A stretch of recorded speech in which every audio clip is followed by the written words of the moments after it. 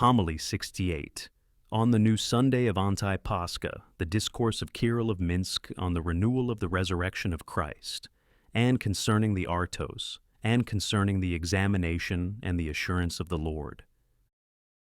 A great teacher and wise preacher is needed by the Church for the adornment of the feast, but we are poor in speech and clouded in mind, not possessing the fire of the Holy Spirit for the enjoyment of words that are beneficial to the soul. Nevertheless, for the sake of love toward the brethren who are with me, we will say a little about the renewal of Christ's resurrection. And you, listen with diligence. During the past Holy Paschal week, a wondrous amazement took place in the heavens and fear among the depths below. The renewal of creation and the deliverance of the world, the destruction of Hades and the trampling down of death, the resurrection of the dead and the overthrow of the deceitful dominion of the devil, and the salvation of the human race through Christ's resurrection. The impoverishment of the old law and the subjugation of the Sabbath took place. The enrichment of Christ's church and the reign of the Paschal week took place. In the past week, everything was changed, for the earth was transfigured as heaven, cleansed by God from the defilements of demons, and the angels together with women reverently ministered to the resurrection of Christ. Creation was renewed, for no longer are the elements called gods, neither the sun, nor fire, nor trees, nor springs. Hades no longer receives the sacrifices of the slaughtered infants of the fathers, nor is death honored, for idolatry has ceased, and the deceitful dominion of the demons has perished through the mystery of the cross. And not only has the human race been saved, but it has also been sanctified by the faith in Christ. The ancient law has been set aside, which was based on the sprinkling of the blood of calves and goats, for Christ alone has offered himself as a sacrifice to the Father for all. Therefore, the feast of the Sabbath has ceased, and grace has been given to Sunday because of the resurrection. And now the Church celebrates on the days of Sunday, for on this day Christ rose from the dead. Let us, brothers, crown the Queen with the day, and bring honorable gifts with faith. Let us give according to our strength, as much as we are able, almsgiving and innocence and love. Another may offer virginity, purity, right faith, and unhypocritical humility. Another may offer psalmody and the apostolic teaching and prayer with sighing to God. For the Lord himself says through Moses, "Do not appear before me empty on the day of my feast." Let us therefore offer to him the aforementioned virtues, that we may receive the mercy of God.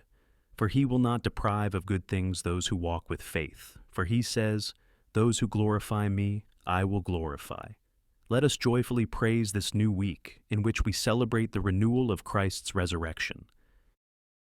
It is not the same Pascha today, but it is called the AntiPascha. For Pascha is the deliverance of the world from the tyranny of the devil, and the liberation of the dead from the depths of Hades. But the AntiPascha is the renewal of the resurrection, bearing the image of the old law, which God enjoined to Moses in Egypt, saying, "Behold, I deliver my people from the bondage of Pharaoh, and I set them free from the torment of his taskmasters. You shall renew the day of your salvation, on which day I smote your enemies utterly."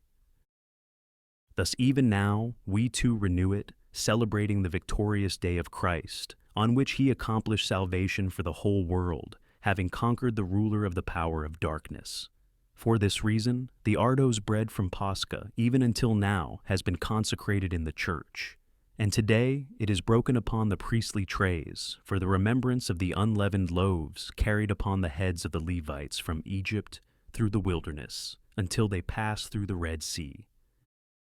And there that bread they sanctified to the Lord, of which, partaking, they became healthy and became fearsome to their enemies. And they, having escaped the servitude of the body, renewed by celebrating the day of the unleavened bread. But we, by the Master, having been saved from the servitude of the noetic Pharaoh, the devil, renew the day of victory over the enemies. And receiving now this consecrated bread, thus we partake of it, as they partook of the heavenly bread and of the angelic food. Let us keep it for every good use, for the health of the body, and for the salvation of souls, and for the driving away of every sickness. Today the old things have accepted an end, and all things, both visible and invisible, have become new. Now the heavens have been illumined, having stripped off the dark clouds as a garment of sackcloth, and they confess the glory of the Lord with bright air.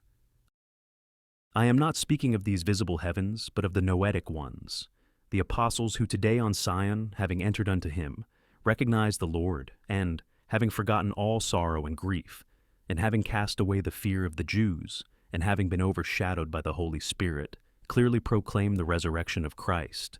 Now the sun, rejoicing, rises in beauty to the height, and rejoicing warms the earth. For the righteous Son, Christ, has risen for us from the tomb, and saves all those who believe in him. Now, the moon, having descended from its exalted station, gives honor to the greater luminary.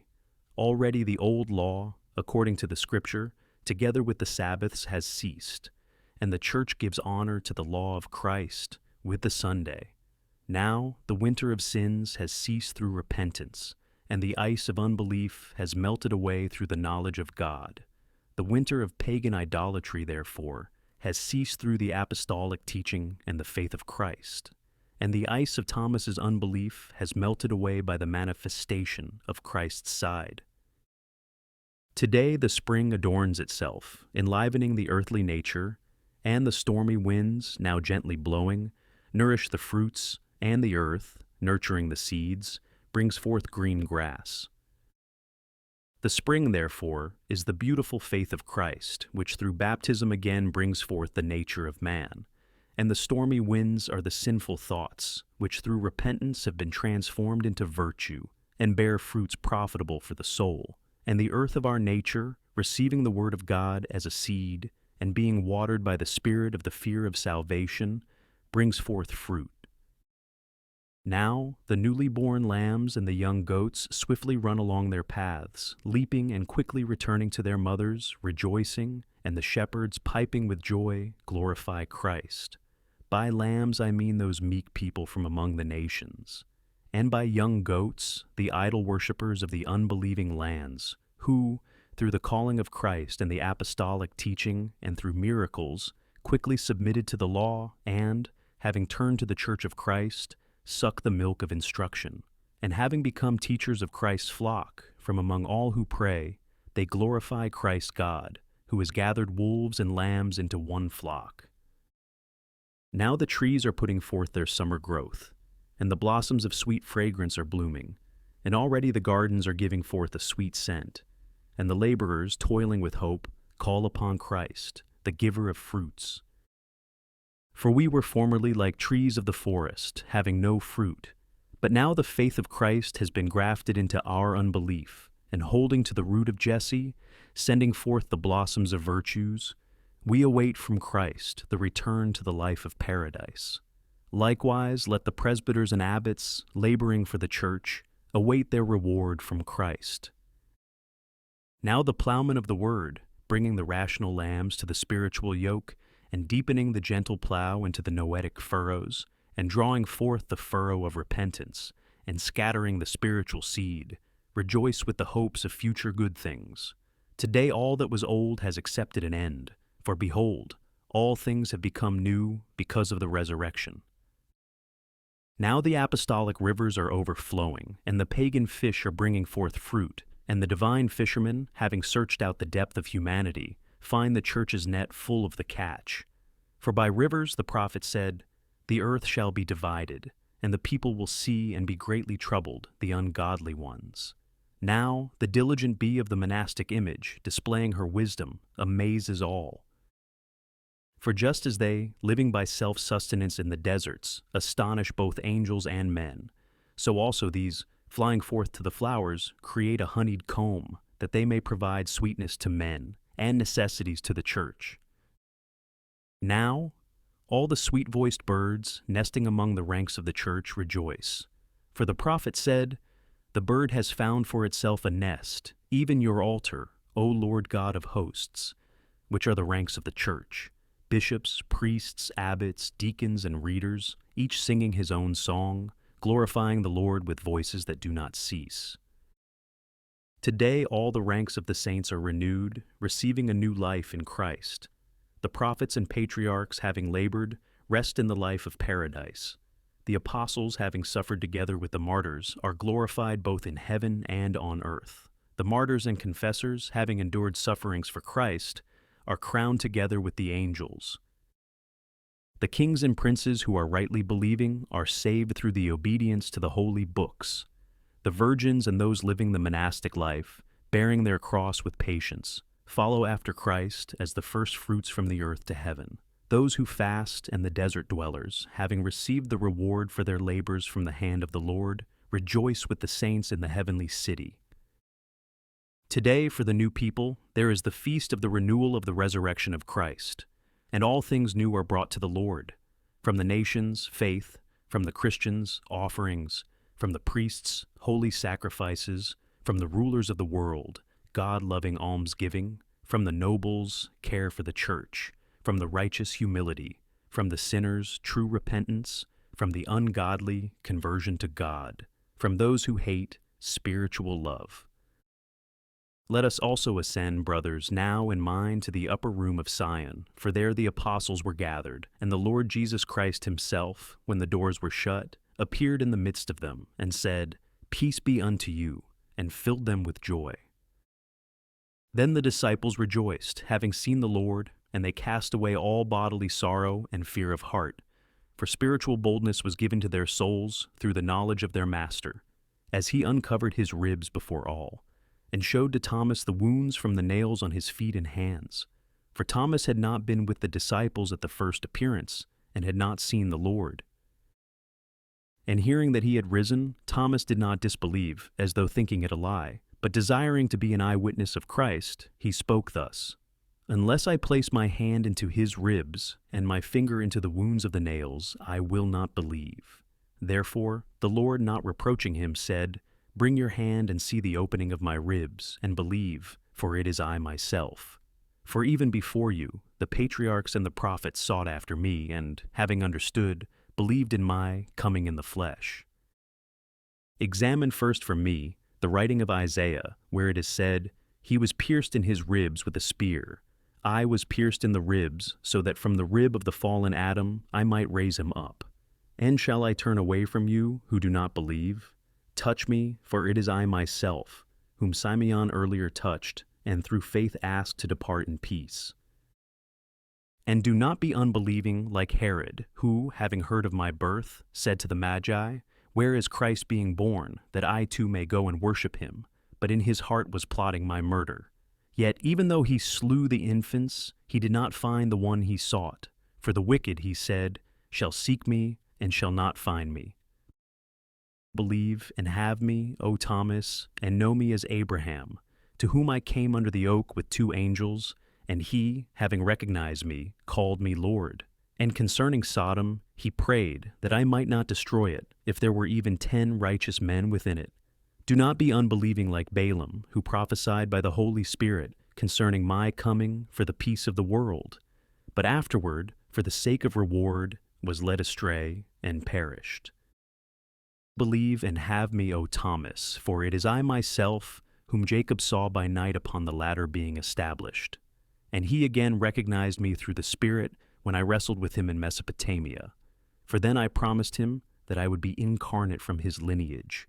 And do not be unbelieving like Nebuchadnezzar, who, having seen me saving the youths from the fire and the furnace, called me truly the Son of God, but afterward, turning back to his deceits, utterly perished. Believe and have me, O Thomas, for I am he whom Isaiah saw in an image upon a high throne, surrounded by a multitude of angels.